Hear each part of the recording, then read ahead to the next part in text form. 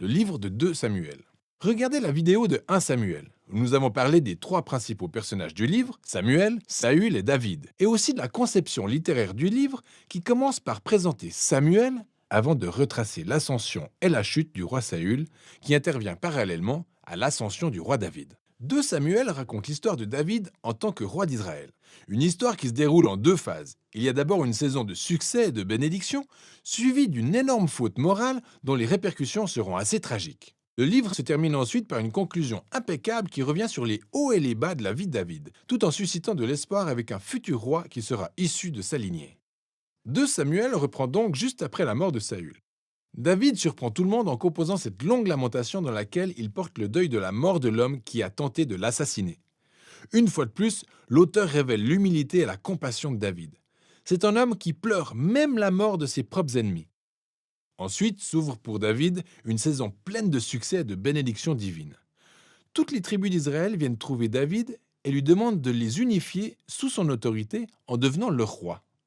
Ainsi, le premier acte de David, en tant que roi, est de se rendre à Jérusalem, de conquérir la ville et d'en faire la capitale d'Israël avant de la renommer Sion.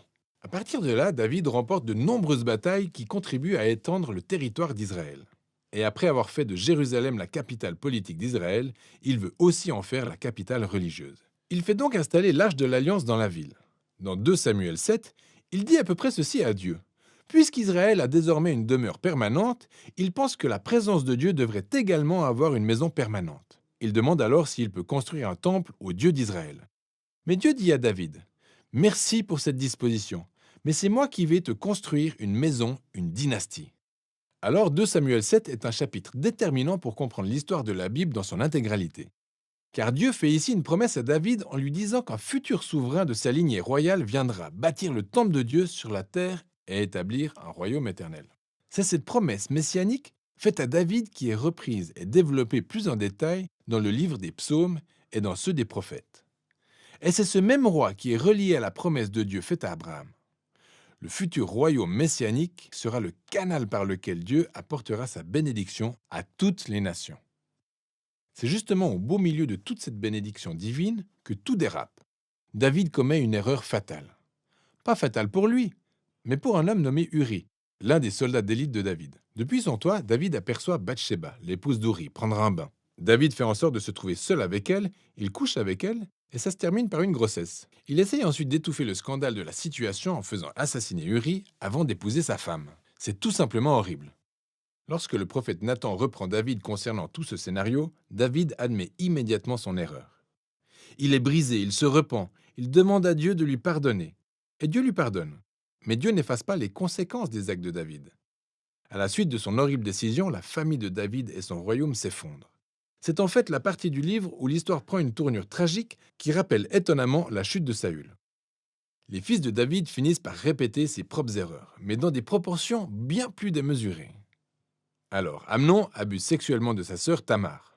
Lorsque leur frère Absalom découvre les faits, il fait assassiner Amnon. Ensuite, Absalom élabore en secret un plan pour évincer son père David du pouvoir, et il entame une rébellion de grande envergure. Pour la deuxième fois, David est contraint de fuir sa propre maison et d'aller se cacher dans le désert. Sauf que cette fois, il n'est pas un homme innocent. La rébellion s'achève avec l'assassinat du fils de David. C'est donc le cœur brisé que David pleure la mort de son fils, et une fois de plus, il porte le deuil de la mort de l'homme qui a essayé de le tuer. Durant ces derniers jours, David est à nouveau sur le trône, mais c'est un homme brisé. Il est meurtri par les conséquences tragiques de son péché. Le livre se termine par un épilogue parfaitement structuré avec des histoires qui, bien qu'étant classées sans ordre chronologique, sont conçues avec une symétrie littéraire absolument géniale. Les 2 histoires formant le cadre se déroulent plutôt dans le règne de David. Elles comparent les défaillances de Saül à celles de David. Elles relèvent aussi comment chacun d'eux a fait du mal à d'autres personnes de par ses mauvais choix. Ensuite, les 2 histoires centrales concernent David et son armée de vaillants guerriers partis combattre les Philistins.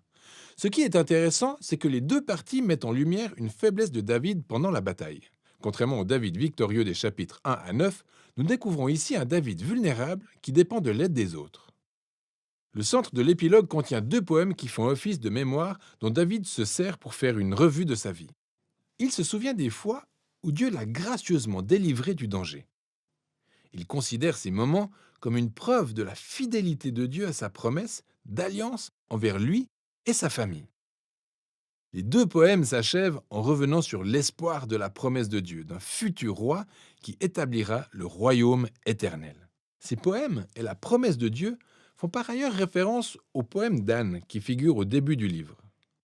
Et les passages clés du début, du milieu et de la fin du livre relient les thèmes du livre entre eux.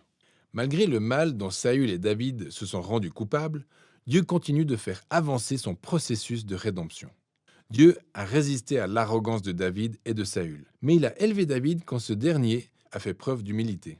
À tel point que l'espoir à venir mentionné dans ce livre va bien au-delà de la seule personne de David. Elle tourne nos regards vers l'avenir, vers le roi messianique qui, un jour, apportera le royaume et la bénédiction de Dieu à toutes les nations. Et voilà ce dont il est question dans le livre de Samuel.